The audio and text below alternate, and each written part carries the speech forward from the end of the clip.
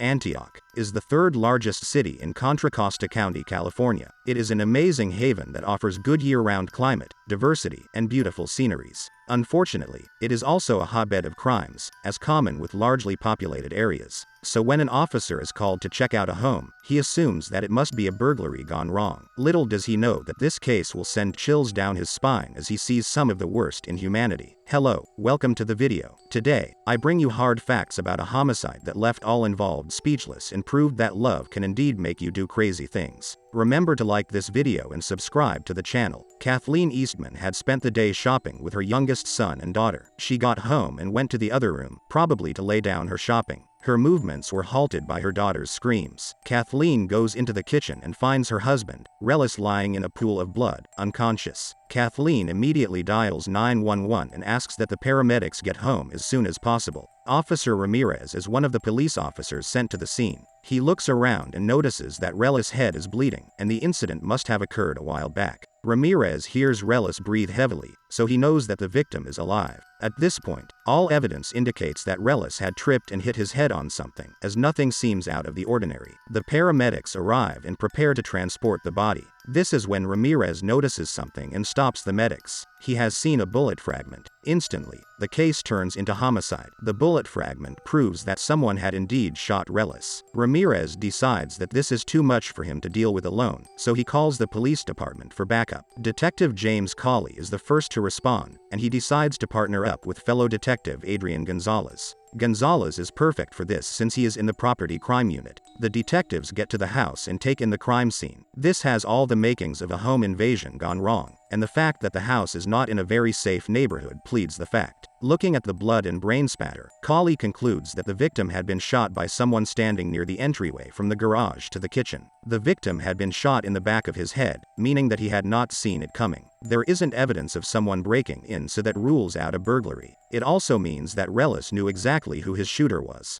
The crack on the TV reveals a stray bullet. Carole and Gonzalez decide to do a house perimeter sweep and see if they can get any leads. In the backyard, they find a backpack. Opening the bag reveals some clothes and a wallet. The ID in the wallet shows that the pack belongs to Relis' oldest son, Scott. There is also some marijuana in the bag. Now, the detectives have a place to start. Relis is unresponsive in the ICU, so the detectives will have to go the long route. They first learn a little about Relis, a Kansas farm boy who had joined the military after school. He has 5 kids, with the eldest being from his previous marriage and the youngest being from Kathleen. Relis is a workaholic who prides himself in providing for his large family. Interviewing Kathleen makes the detectives realize that all is not gold. Kathleen reveals that her marriage was hitting the rocks and that they were estranged. She mentions how Relis was always having affairs and never had time for his family. The detectives interview Scott next. His relationship with his father is estranged as well. He gets along well with Kathleen as compared to Relis. Scott explains that on the evening of his father's murder, he had been playing video games at his friend's house. He had left for a few minutes to return his father's car. Since he was high, he never got into the house, as his father is against using drugs of any kind. He simply parks the car a block away from his house and returns to his friend's house in all of 10 minutes. The next thing that the detectives decide to do is to canvass the neighborhood. Hopefully,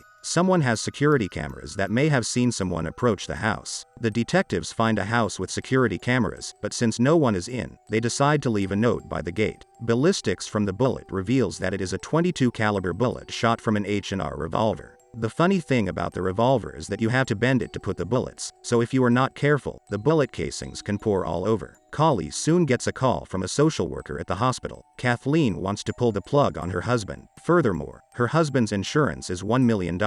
Suddenly, the detectives realize that they have a motive. What if Kathleen murdered her husband so that she could cash in on the insurance? Carole also learns from Relis' co-worker what a conniving and manipulative woman Kathleen is. She has been in numerous affairs, and she bleeds Relis dry supporting her lifestyle. The youngest son is a result of one of her affairs. With the motive defined, it is enough for the detectives to call Kathleen in for a second interview. Kathleen is very cooperative. She shows a little reluctance when asked to hand in her phone, but she does so nonetheless. Going through the phone reveals a couple of messages from her lovers and a few risky photos, but nothing to tie her to the crime. When asked for an alibi, Kathleen removes a few receipts that confirm her whereabouts that day. Kathleen may have pointed Relis out as evil, but she did not kill him. However, The detectives find that on her search history, she had looked at Relis insurance. This makes them believe that Kathleen might have conspired with someone to commit the heinous act. The most obvious person is Scott, so he is also called in for an interview.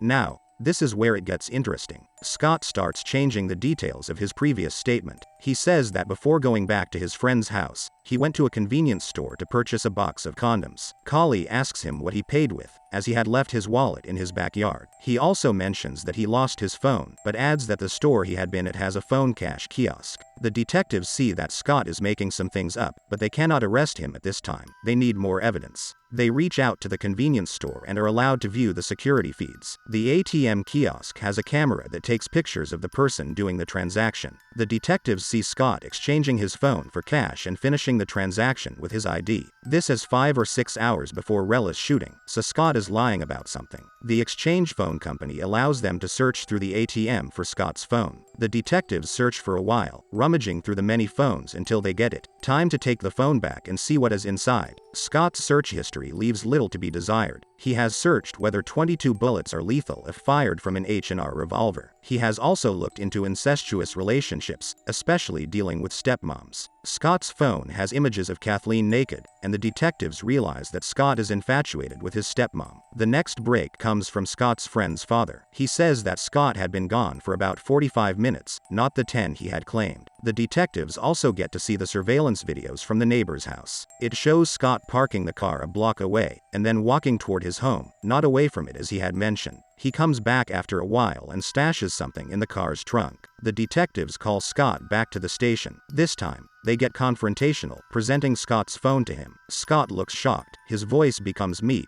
and the lawyer's up. At this point, the detectives are sure that they have their murderer. They have the evidence needed, and motive, but no statement. Fortunately, this is enough to get them a warrant of arrest. Kathleen and her kids are talking in the living area when they hear a loud knock. The daughter opens the door and police officers storm inside. They ask for Scott and he stands by calmly. The officers read Scott's rights and handcuff him. The whole family is in shock, not believing that their brother could be responsible for their father's death. Carole then looks at Kathleen. He tells her that Scott had murdered Relis because he is in love with her. Carole is taken aback by how giddy Kathleen appears to be after hearing the fact. He fears that she might have led the poor boy on, not knowing how depraved he could be. The theory of the murder is that Scott had been infatuated with Kathleen for a long time. Maybe Kathleen supported his drug use or allowed him to cut corners whenever he pleased. Unfortunately, Relis was always against drug use. That day, Scott had gone home and got into the house from the garage entrance. His father must have noticed his intoxication and confronted him. Maybe he threatened to boot him if he does not stop using.